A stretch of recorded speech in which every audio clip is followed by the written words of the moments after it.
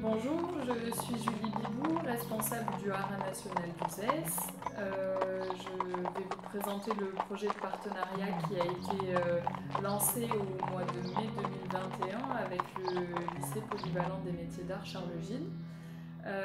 L'idée était de les faire intervenir pour créer une œuvre d'art qui mettrait en valeur le site du Haras national d'Uzès. Et il a été décidé de le lier avec le projet de réflexion de la signalétique du site et de pouvoir donc permettre à chacun des élèves de la formation, aux 14 élèves, de créer un petit projet individuel qui permettrait de mettre en valeur le site.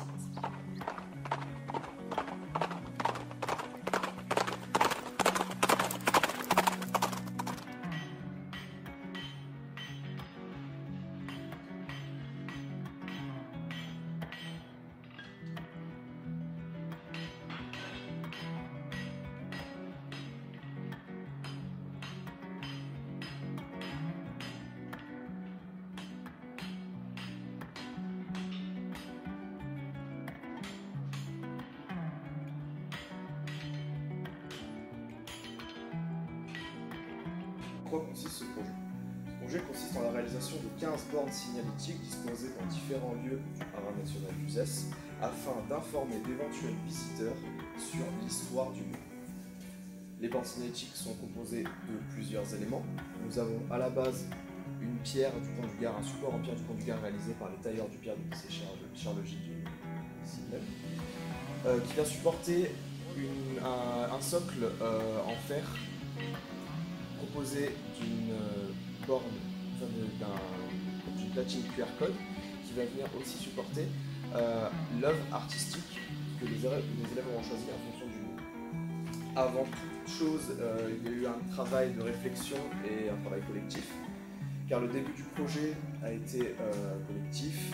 Il y a eu une réalisation et une restauration d'outillage, tels que des chasses à parés ou des dégorgeoirs, afin d'usiner les différents éléments du socle. Et en parallèle, nous avons en art appliqué choisi avec notre professeur un lieu et nous avons dû imaginer une œuvre pour représenter l'endroit, ainsi que réfléchir à sa méthode de fabrication, donc l'ordre d'assemblage, comment l'assembler, l'outillage spécifique, lister la matière et en déduire un potentiel temps de production. Après l'usinage collectif des différents éléments du socle, par dégorgement des tenons, taraudage et perçage d'épaule, vient le début du travail individuel par l'assemblage de son propre socle par rivetage et vissage des différents éléments du socle. Ensuite vient la réalisation du chef-d'œuvre. Pour le chef-d'œuvre, comme je vous l'ai expliqué plus tôt, nous avons tous dû choisir un lieu. J'ai choisi pour ma part la cour d'honneur. J'ai donc réalisé en cours d'art appliqué cette épure qui pour moi représente au mieux le lieu glorieux choisi. La colonne style grec et le piédestal de cette tête de cheval dressée fièrement telle une statue antique. La couronne et le laurier viennent embellir le tout en apportant un symbole de victoire faisant rappel au lieu choisi. Pour fabriquer le tout, j'ai dû inventer une méthode de production. J'ai donc pour la colonne imaginé une production par soudure-bouchon de plusieurs platines avec les rondins. Pour la tête de cheval, tout était forgé à la main, fait main.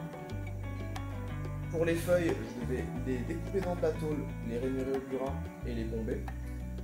Et pour le laurier, je devais amincir du rond de 10 en rond de 5, le souder sur la tôle et venir le chauffer au chalumeau pour l'enrouler autour de la colonne.